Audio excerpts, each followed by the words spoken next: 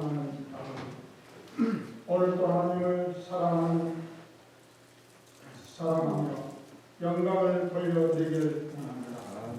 오늘도 저희들 이처럼 사랑하시사 하나님 앞에 영광과 찬송을 돌려드릴 수 있는 시간을 허락하신 것, 예배자의 특권을 주시니 진심으로 감사를 드리옵나이다.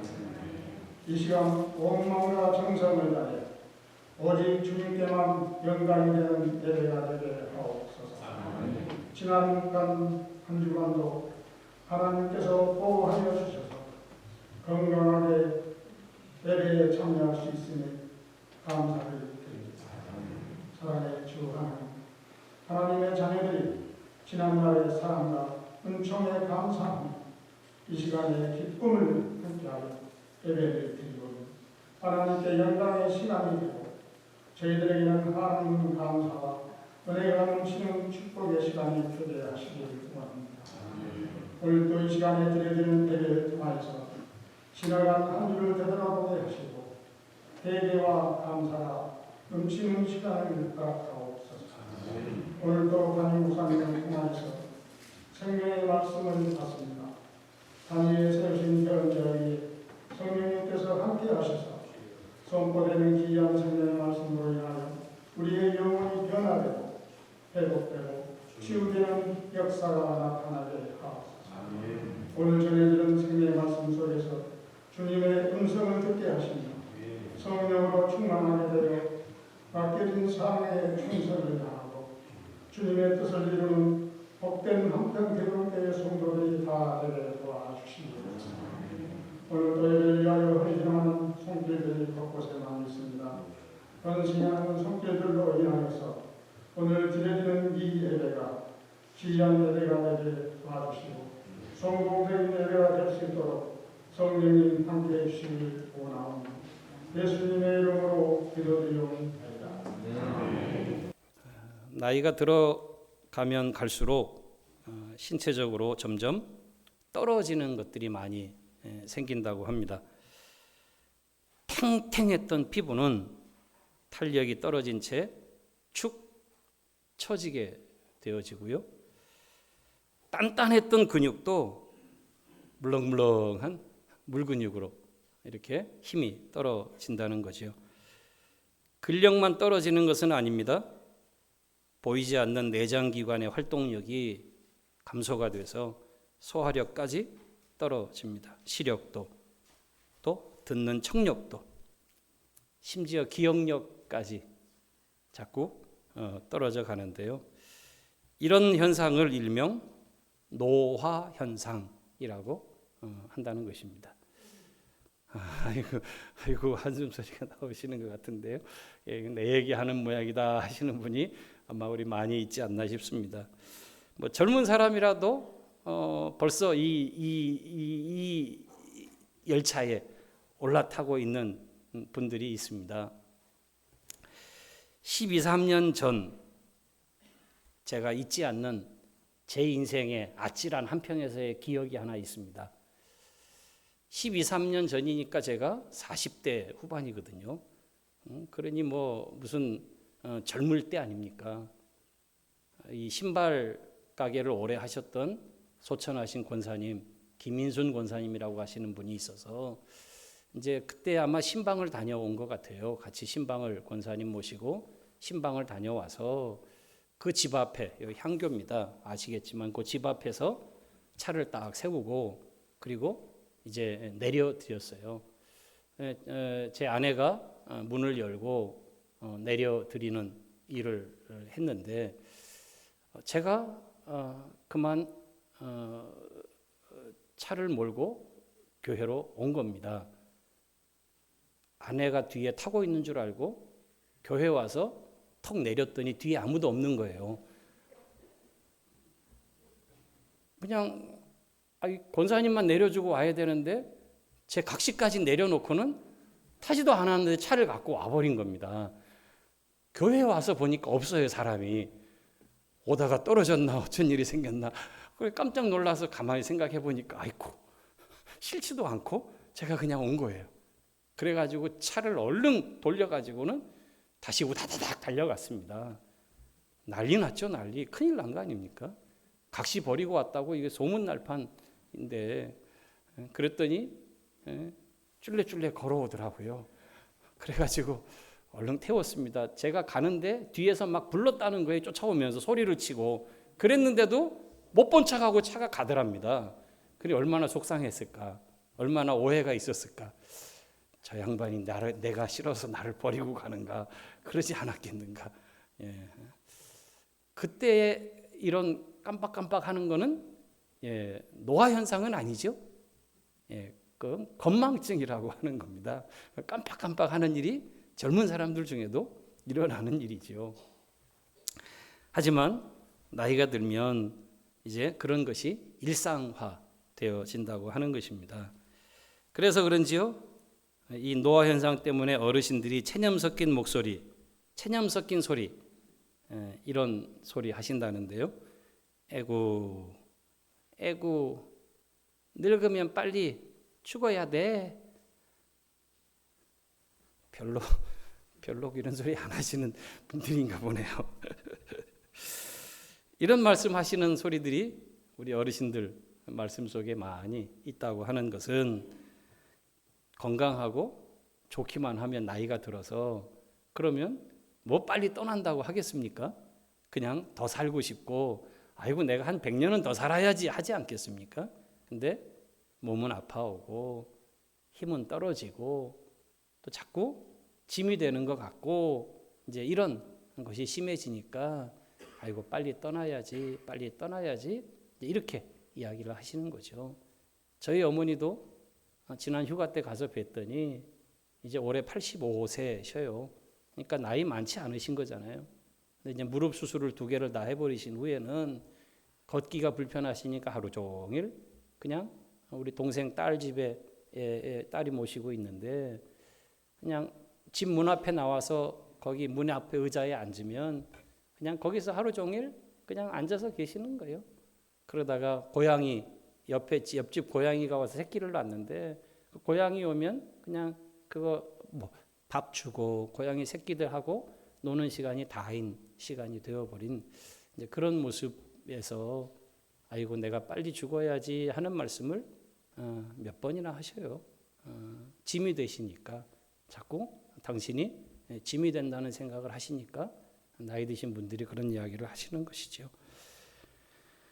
죄송하지만 혹시라도 시골 교회 목사인 이 광 목사가 노인들 덕택에 지금까지 목회하고 있으면서 설교에 나를 빨리 죽으라고 했다고 혹시 그렇게 얘기하더라고 또 말씀하실 분이 계실런가 모르겠습니다. 빨리 가라 그러더라고. 그러실 일이 없기를 바랍니다. 제가 그렇게 빨리 가라고 하지 않았습니다. 몸이 아프시니까 그런 말씀을 하신다, 그렇게 이야기를 한 거죠. 노화 현상 중에 가장 큰 위험과 사고를 불러오는 것이 한 가지 있는데요. 그것이 바로 균형 감각이 떨어지는 것이라고 합니다. 균형 감각. 이 균형 감각 때문에 낙상하거나 또 운전을 하시던 어르신들이 방향을 잃고 사고를 내거나 하는 일들이 자주 발생한다는 거예요. 일상에서 내 균형 감각이 떨어져 있는가 아닌가를 점검하는 일 한 가지가 있다고 하는데요. 일상에서 늘 경험하면서 실험해 볼 수 있는 일이랍니다. 그게 뭔지 아십니까? 양말을 신으실 때 한 발로 서서 양말을 신을 수 있는가 테스트 해보라는 겁니다. 양말을 신을 때 한 발로 서서 이렇게 양말을 신고 또 이쪽 발로 한 발로 양말을 신는 일을 하실 수 있으면 균형 감각이 젊으신, 아직 짱짱하신 분이시고, 그게 안 돼서 철퍼덕 앉아서 양말을 신어야 하는 상황이라면 이미 균형 감각이 많이 떨어진 상태라고 하는 것이죠. 실험해 보시길 바랍니다. 젊어서는 가능했던 일이죠. 하지만 나이가 들어서는 앉지 않고서는 양말을 신을 수 없게 되어 버려졌습니다. 균형 감각이 떨어진 것 때문입니다. 미국의 대통령 중에 제일 장수하신 대통령이 도널드 레이건 대통령이라고 합니다. 93세, 꽤 장수하시고 돌아가신 분인데, 이 레이건 대통령이 가끔 기자들 앞에서 자랑하고 했던 것이 뭔지 아십니까? 나는 아직도 한 발로 서서 양말을 신는답니다. 그 말은 나이는 들었지만 당신이 아직 균형 감각을 잃지 않고 정정하다라고 하는 것을 자랑한 것이었다는 거죠. 그래서 이런 균형 감각을 좀 잃지 않게 이 훈련을 하는 것, 이거 꾸준히 이거 해보시라 하는 훈련 중에 이 훈련이 있어요. 한 발로 서기. 이렇게 양말을 신는 것은 좀 어려워서 양말 신다가 넘어지면 큰일 나시니까 80세 이상은 이거 하지 마십시오. 시도하다가 넘어지시면 목사님 때문에도 넘어져서 부러졌다 그러니까 하지 마시고 그냥 한 발로 이렇게 서보는 것입니다. 자꾸 얼마나 서 있는가. 그리고 또 이쪽 발로 또 이렇게 서보고 그렇게 해서 조금씩 균형 감각 훈련을 잃지 않게 자꾸 하는 것이죠. 신앙생활에도 균형 감각을 잃지 않는 것, 이거 정말 중요합니다. 왜냐하면 신앙생활은 같이 가는 것들이 많아요. 균형을 이루어서 이루어지는 것들이 사실은 거의 모든 것입니다. 가만히 보십시오. 말씀 생활 중요하지요. 말씀에서 우리가 모든 것을 받는 것 같아요. 그런데 이 말씀 생활과 함께 거기에 균형을 이루어야 할 하나가 있어요. 그것이 무엇인지 아십니까? 기도 생활이에요. 말씀과 기도는 같이 가는 것입니다. 말씀과 기도는 마치 자전거의 두 바퀴와 같은 거예요.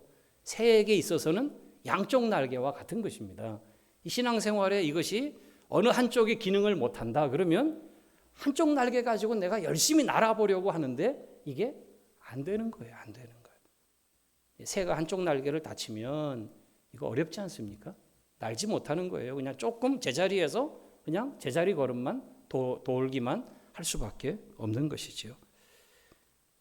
예배 생활 중요하고 성도의 본질입니다.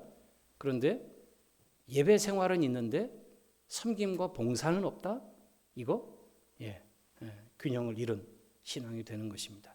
하나님을 정상으로 예배하는 사람에게 생기는 그의 믿음의 모습이 뭔가? 그것은 섬김으로 그 예배의 은혜와 예배의 반응이 나타나는 거예요. 하나님 앞에 올바른 예배를 드렸다? 그렇다면 그 사람은 올바른 섬김과 봉사의 모습으로 자신의 삶이 나타나는 거예요. 그것을 통해서 내가 올바른 예배를 드렸다는 것이 증거가 되는 것이고, 이게 그래서 서로 균형이 되어서 올바른 예배 생활이 올바른 섬김 생활과 함께 양쪽 균형을 이루고 우리의 신앙이 자꾸 앞으로 성장해 가고 세워져 가는 것이죠. 하나님과의 관계 중요합니다. 그러나 성경이 하나님과만 관계를 맺으라고 말하지 않아요. 하나님만 사랑하라고 말하지 않아요. 하나님도 사랑해야 하지만 첫째는 하나님 사랑이고 그 다음은 이웃을, 사람을 내 몸처럼 사랑해라 하는, 이게 균형을 이룰 때 신앙생활이 평화를 이루고 신앙생활이 거기서 기쁨을 맛보게 되는 것이죠. 이게 모두 다 사실은 균형 감각의 이야기입니다. 새가 두 날개를 펼쳐서 날아오르는 것처럼 이 균형이 우리의 신앙생활에 늘 필요한 것이에요. 영적 균형 감각을 잃지 말아야 할 이 사도가 고린도서 13장에서 말하는 세 가지가 있지요. 두 가지의 균형이 아니라 이것은 셋의 균형이에요. 무엇입니까? 고린도서 13장 마지막 절인 13절에 그런즉 믿음, 소망, 사랑, 이 세 가지는 항상 있을 것인데.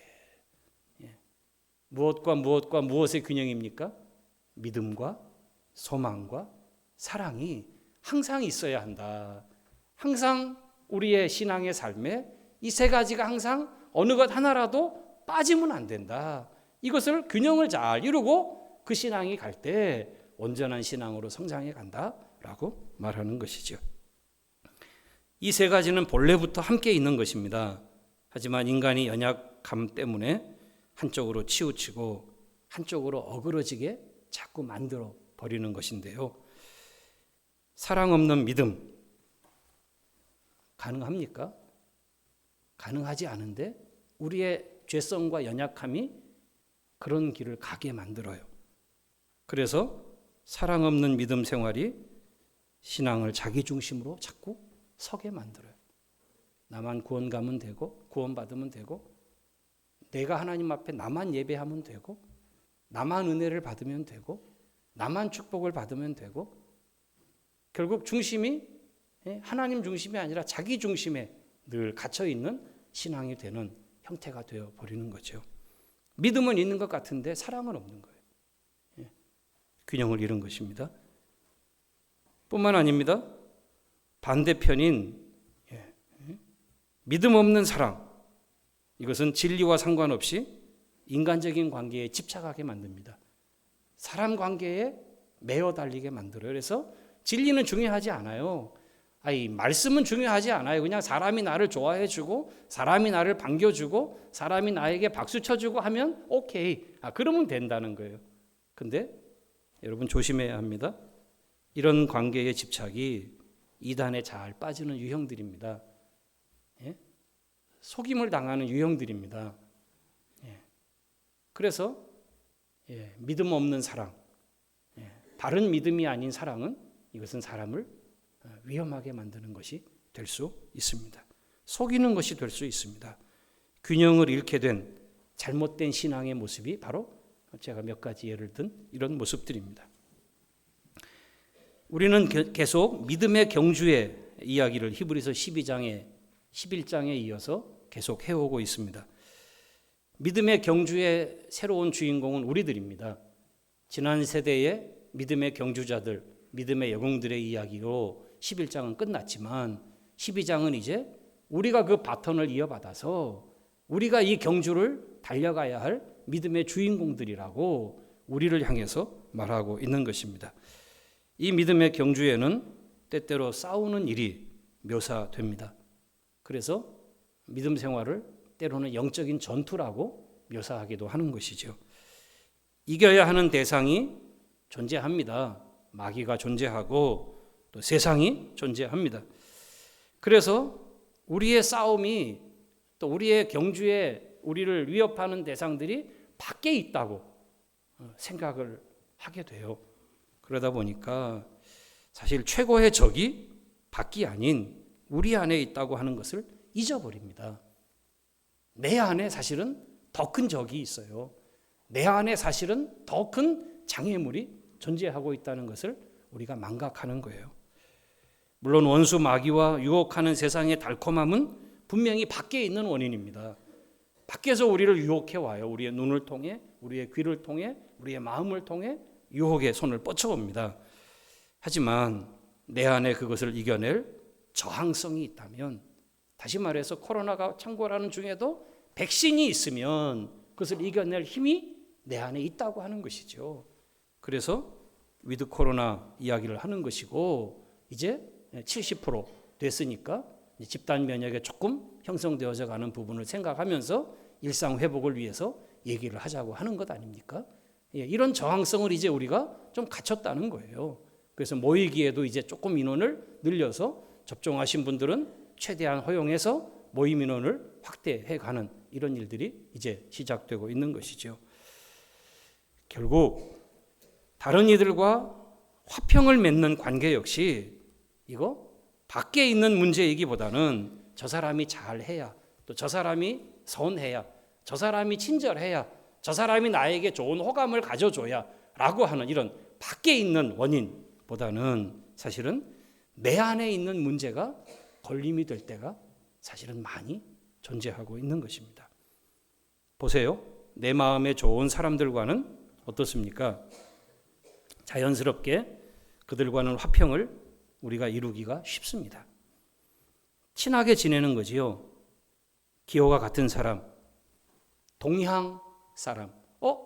나도 호남에서 왔는데, 아이고 나도 한평인데요. 그러면 벌써 이미 마음이 뻥 뚫리는 거예요. 그 사람하고는. 동향 사람, 같은 학교 출신, 같은 성을 가진 오메 한평에 곽승호 목사, 곽시성을 가진 목사가 왔다고. 나하고 같은 성이라고 그 곽씨 가지신 우리 집사님이 직접 찾아왔어요. 환영한다고. 화장지 들고. 그러니 이 성 같다고 하는 것도 이게 얼마나 또 이렇게 연결성이 있습니까? 제가 곽씨니까 곽씨 교인들만 좋아한다고 착각하시면 안 됩니다. 우리 교회에 곽씨 권사님이 있고 곽씨 집사님이 계시지만 저는 예씨도 되고요. 저는 하씨도 되고요. 저는 십씨도 됩니다. 예수님, 하나님, 그리고 십자가 피. 그래서 저는 십승호, 예승호, 하승호 다 되거든요. 여러분도 마찬가지예요. 그러니까 우리는 다 그 안에서 다 벌써 성이 벌써 통하는 사람들이 된 거거든요. 작지만 이런 것에서 우리는 그 끈을 찾아요. 같은 취미를 가진 사람 금세 친해집니다. 도와주고 밀어주기까지 합니다. 마음이 벌써 열렸다는 거지요. 벌써 연결고리가 생겼다는 거지요. 그러면 이미 한 수 접고 들어가서 그 사람과 내가 가까운 사람이라고 벌써 한 걸음 다가가는 것입니다. 그런데 내 마음에 안 좋은 사람의 경우는 어떻든가요? 이미 금을 다 그어놓고 있지 않습니까? 이미 문이 닫혀버려 있지 않습니까? 이런 분들과 친하게 지내는 것은 얼마나 어려운지. 평화를 이룬다? 이거 참 십자가 사역보다도 어려운 사역이 이 사역이 아닌가 싶을 정도로 죽었다 깨어나도 안 되는 일입니다 라고 할 정도로 우리 안에 벌써 이런 것이 금이 그어져 있고 닫혀져 있는 일들이 존재하는 것입니다. 평화는 정말로 값이 비싼 것입니다. 그래서 하나님께서는 당신의 아들을 이 땅에 보내셔야 했고 아들이신 그분이 하늘의 영광 보좌를 버리시고 우리의 몸을 입고 인간이 되어서 이 땅에 오셔서 십자가에 죽으셔야만 했던 것입니다. 에베소서 2장 14절의 말씀 속에 이 평화의 값, 이 평화를 위한 희생이 어떤 것이었는가를 우리에게 말씀해 주고 있어요. 말씀 한번 펼쳐드리겠습니다. 같이 한번 읽어보죠. 에베소서 2장 14절 읽겠습니다. 그는 우리의 화평이신지라 둘로 하나를 만드사 원수된 것 곧 중간에 막힌 담을 자기 육체로 허시고. 여기서 그는 누굴까요? 예수님이시죠. 하나님의 아들이시고 하나님이신 예수님이 자기의 육체로, 다시 말해서 당신의 살을 찢고 당신의 피를 흘리는 십자가의 저주와 죽으심으로 무엇을 이루셨다? 원수된 것을 다시 담을 제거하시고 화평을 이루셨다. 화목하게 하셨다는 얘기예요. 하나님과 우리 사이에, 또 원수된 사람과 사람 사이에 이 가까이 갈 수 없는 막혀있던 담을 당신의 생명을 주실 정도로 해야 이것이 무너질 정도고 해결될 정도로 평화는 정말 귀하고 값이 비싼 것이에요. 예수님의 생명값이 치루어져야 할 정도로. 그래서 우리가 얻은 샬롬이고 화평이고 우리가 얻게 된 하나님과 하나님 앞에 나아가는 이 평강의 축복을 지금 우리가 누리는 것입니다.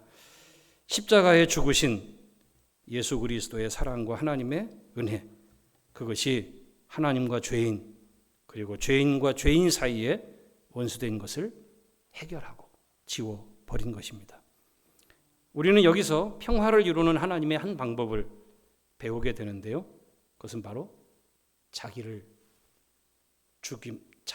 희생하는 자기 죽음이라고 하는 것입니다.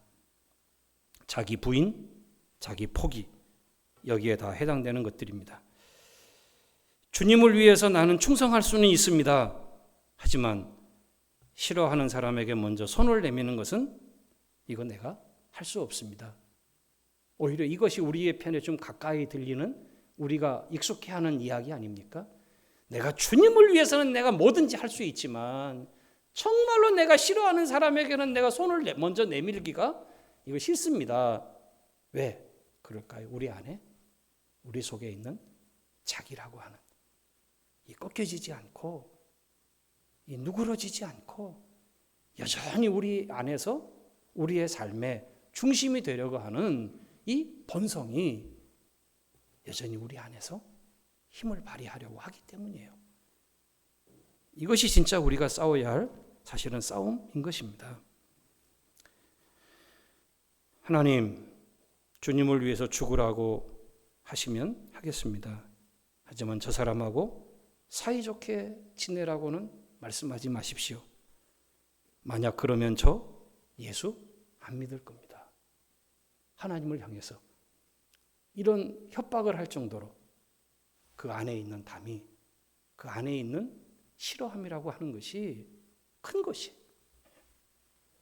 무엇이 그것을 가로막고 있습니까? 자기라고 하는 이것이. 그래서 이 평화는 값진 것이고 비싼 희생이 치러져야 되는 거예요.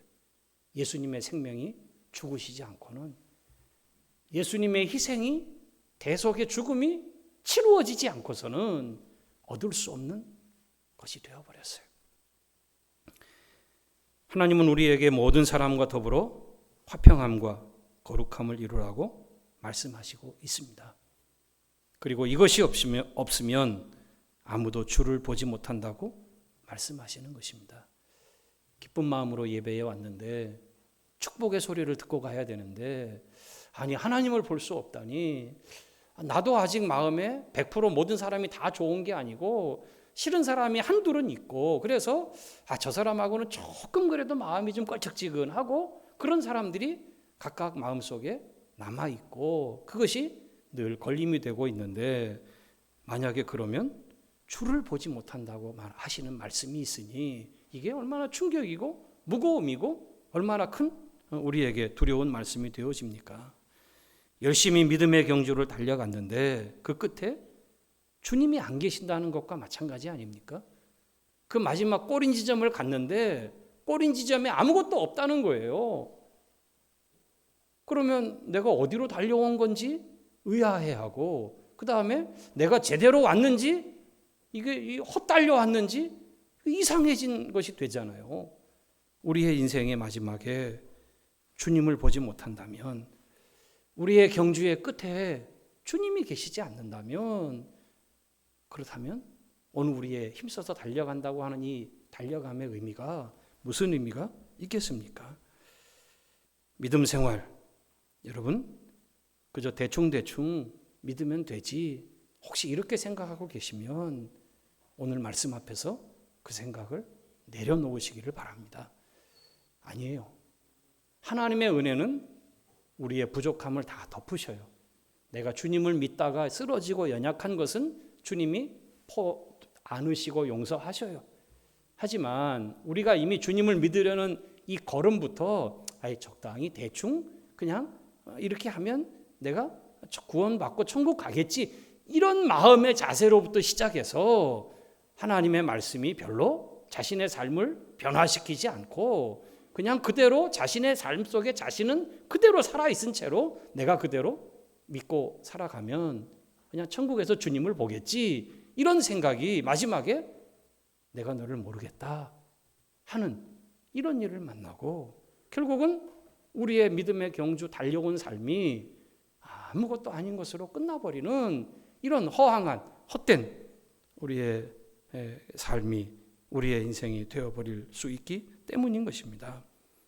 잘 믿어야 합니다. 뿐만 아니라 바로 믿어야 합니다. 똑바로, 그리고 잘. 그것이 무엇인가?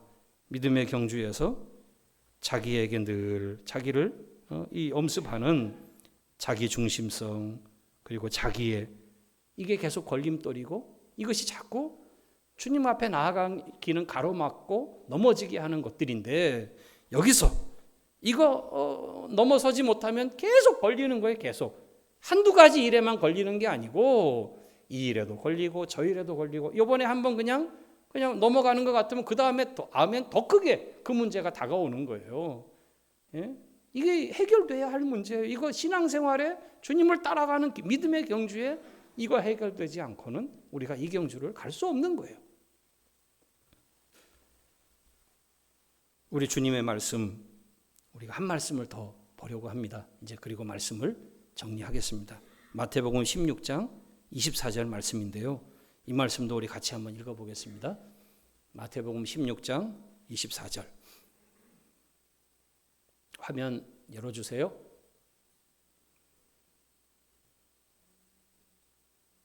예, 같이 읽겠습니다. 시작. 이에 예수께서 제자들에게 이르시되 누구든지 나를 따라오려거든 자기를 부인하고 자기 십자가를 지고 나를 따를 것이니라. 주님이 오늘 우리에게 말씀하시는 말씀입니다.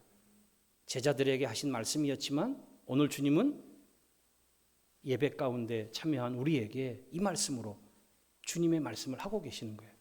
너희가 나를 따라서 믿음의 경주를 달려오기를 원하느냐? 너희가 나를 보기를 위해서 지금 믿음 생활을 하고 있느냐? 그렇다면 이 말씀을 하시는 거예요. 자기를 부인하고 자기를 부인하고. 이게 무엇입니까? 늘 우리가 부딪히는 문제, 자기 부인.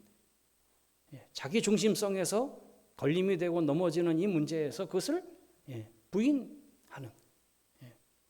내가 살아서는 결코 하나님의 뜻을 이룰 수 없다. 그래서 내가 죽어야 주님의 뜻이 세워지고 내가 죽을 때 그때 가정에 평화가 오고 교회에 평화가 오고 하는 것이다라는 그것을 깨닫게 될 때 그때 주님을 쫓아가는 길이 이제 주님을 따라가는 길이 되는 거예요. 자기를 부인하고 십자가를 지고 주님을 따라가는 삶, 이것이 오늘 주님을 따라 순종하며 가는 믿음의 길이고 신앙의 경주의 길인 줄로 믿습니다. 오늘 우리가 생각했던 이 첫 번째 영적 균형 감각, 그것은 화평함을, 모든 사람과 더불어 화평함을 이루는 것이었습니다. 다음 주에 저희가 한 가지 더 이제 이어서 거룩함이라고 하는 이 두 가지의 균형 감각을 이제 우리가 생각해야 이 두 가지가 평형을 이루는 부분을 생각할 텐데, 오늘은 한 다리 연습을 우리가 먼저 해보기를 원합니다. 육체의 균형 감각을 이루기 위해서 한쪽 다리로 서보자 그랬죠. 이거 훈련해 보자고 했는데 이번 한 주간 이 말씀을 우리가 묵상하면서 한쪽 다리, 오늘 오른쪽 다리, 영적으로 오른쪽 다리 훈련을 해보기를 원합니다. 그것은 바로 화평함을 이루는 훈련이에요. 다시 말하면 친해지는 훈련이라고 할 수 있죠. 친밀해지는 훈련. 이 훈련하는 것입니다. 육체의 균형 감각인 이 한쪽 다리 서보기 훈련을 영적으로 우리가 적용시켜서 이 한 주간도 친하게 지내는 훈련을 좀 해보는 것이 어떻겠습니까?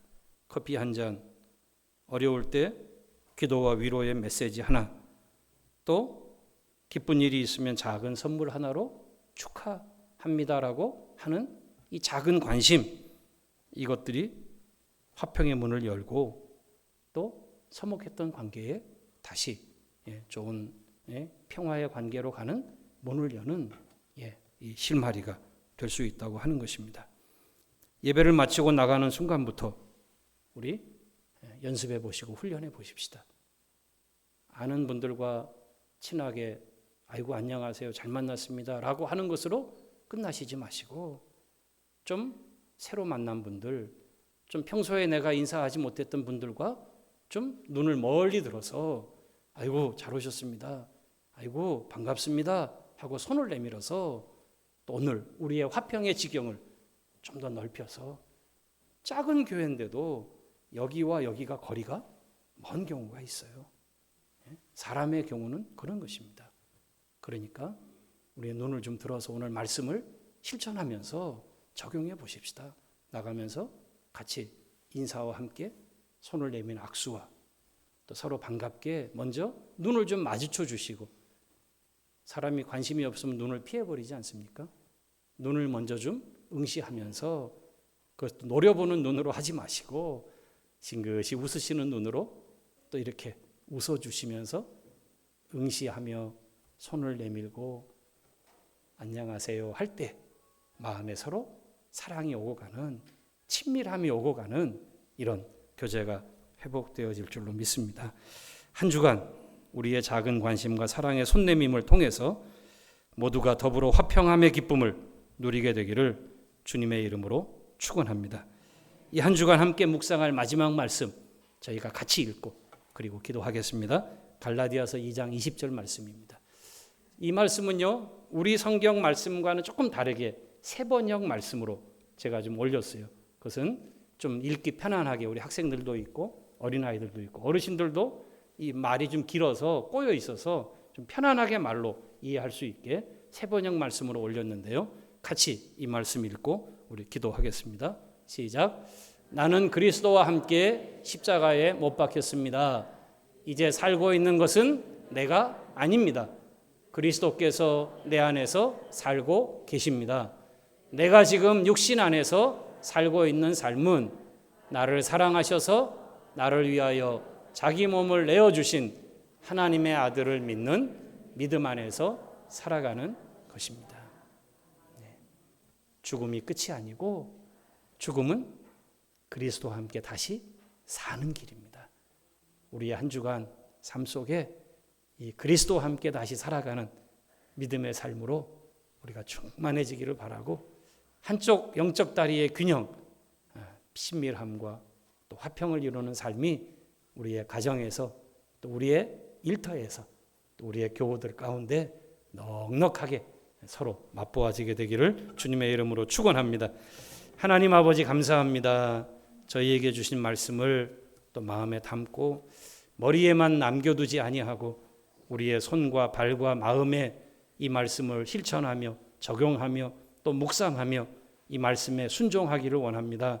아버지 하나님, 주신 말씀 따라서 이 한 주간도 우리의 마음을 먼저 열어 주옵시고 우리 안에 십자가가 강력하게 하나님 우리를 다스려 주옵시고 나는 죽고 그리스도의 은혜와 사랑이 우리의 심령 속에 가득해지도록, 그래서 그것이 흘러갈 수 있도록, 평화를 이룰 수 있도록 주여 우리의 삶을 인도해 주옵소서.